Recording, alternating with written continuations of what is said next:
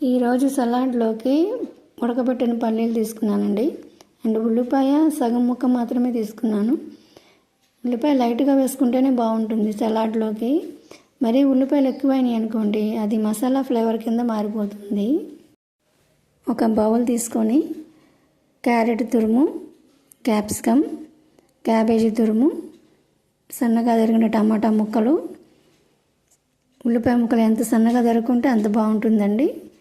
తర్వాత ఉడకబెట్టిన పల్లీలు వేసుకొని పావు స్పూన్ కన్నా తక్కువ సాల్ట్ వేసుకోవాలి. నిమ్మరసం పిండుకొని ఫైనల్గా సన్నగా తరిగిన కొత్తిమీర తరుగు వేసుకొని బాగా కలబెట్టి సర్వ్ చేసుకుంటే ఇది బ్రేక్ఫాస్ట్లోకి మరియు ఈవినింగ్ స్నాక్స్లోకి బాగా పనికొస్తుంది. కొంచెం స్పైసీగా కావాలనుకునేవారు పెప్పర్ పౌడర్ని యాడ్ చేసుకోవచ్చు. మరిన్ని మంచి వీడియోస్ కోసం మా ఛానల్ని సబ్స్క్రైబ్ చేసుకోండి.